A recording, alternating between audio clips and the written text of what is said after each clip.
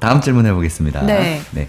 국내 투자하고 미국 부동산의 투자, 가장 큰 차이점이 뭐가 있을까요? 제가 큰 차이점을,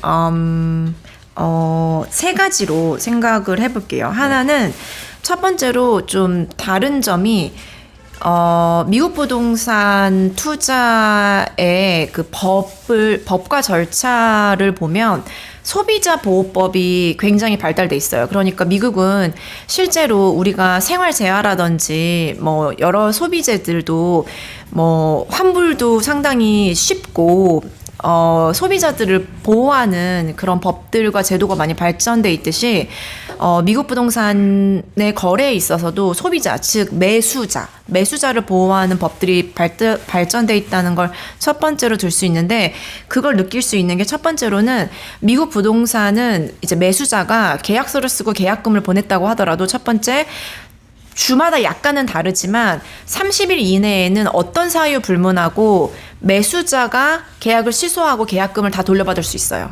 네, 그게 정말 큰 차이점이고. 계약금 날린 경우 없어요. 네, 없어요. 그리고 그게 대출이 안 나왔다든지 내가 돈을 마련하려고 했는데 돈을 마련 못했다든지 아니면은 내가 너무 비싸게 산 것 같아. 아니면 이 집이 너무 하자가 많아. 그러면 취소할 수 있어요. 그게 소비자가 보호를 받고 있다는 거고, 두 번째로는 투자를 하는 이제 소비자들이 부동산 거래를 할 때 한국과의 차이점 중에 하나가 그 매도자의 계좌로 돈을 넣지 않아요. 에스크로우 회사가 별도로 부동산 거래용 계좌를 열어주거든요.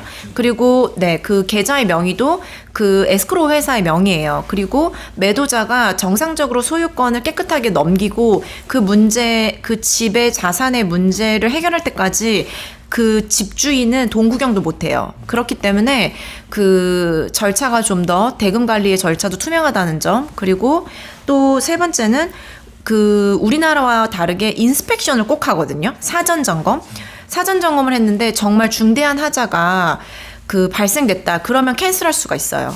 그래서 정말 덤택이 쓰는 일이 없는 거죠. 그리고 마지막으로는 감정평가를 대부분 해요. 대부분 하기 때문에 주변의 시세나 실거래가를 기반으로 해서 이 집의 적정가를 전문가가 감정평가를 해주거든요. 그렇기 때문에 어떻게 보면 내가 말도 안 되게 바가지를 쓸 일도 없는 거예요.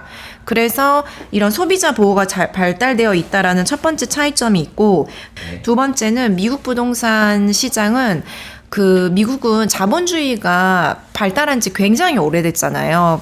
그 100년이 넘었기 때문에 그런 규제나 세제, 투자에 대한 그런 환경이 자주 바뀌지가 않아요. 그래서 우리나라는 정권에 따라서 사실 정책이 정말 많이 변하잖아요.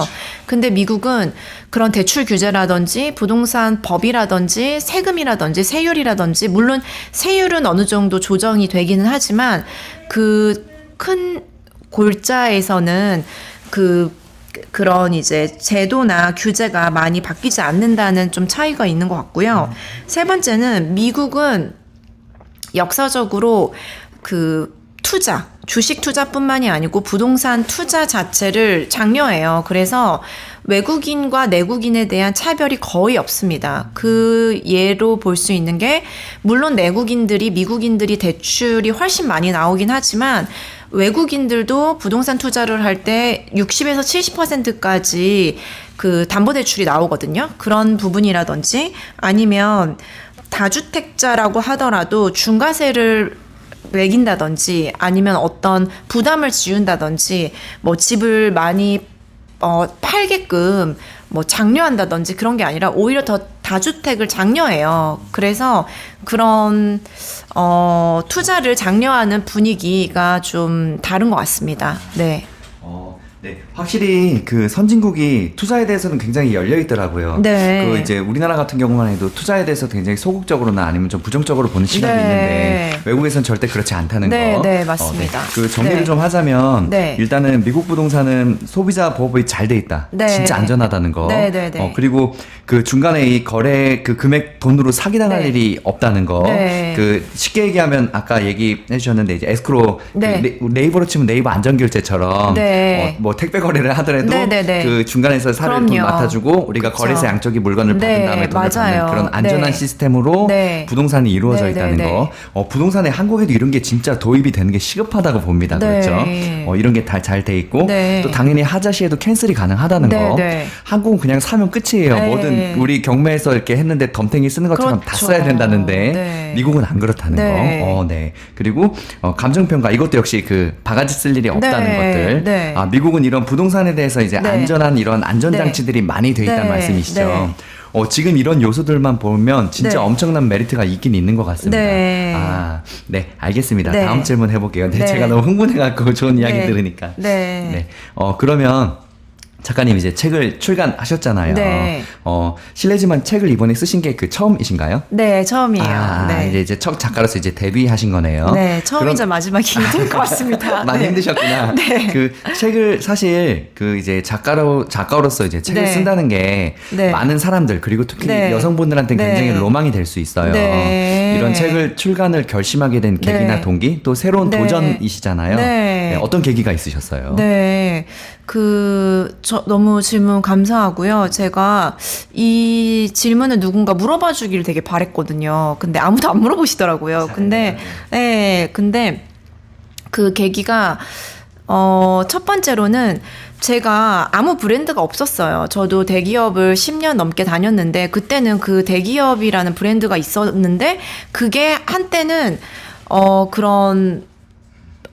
비즈니스를 하면서 만나게 되는 분들이 나를 보고 존중해 주는 게 아니잖아요. 그 대기업의 후광을 보고 존중해 주는 거였잖아요. 그런데 이제 그것도 모르고 착각에 빠져 있었던 것도 있는데, 사실 그 사회에 퇴사하고 나와 보니까 저는 그냥 아무것도 아니더라고요. 아무것도 아니어서 제가 자격증도 없고 나는 브랜드가 없으니까 나를 브랜딩해야 되겠다. 나를 알려야 되겠다. 그런 목적으로 사실 열심히 썼고요. 제가 공부도 그래도 어느 정도 하고 전문성도 쌓고 그리고 실제로 투자도 집행해보고 내돈내산으로 산전수전 다 겪고 시행착오를 겪으면서 이 정도의 실력을 쌓은 것이다라는 거를 좀 알리고 싶어서 책을 썼던 게 가장 컸고요.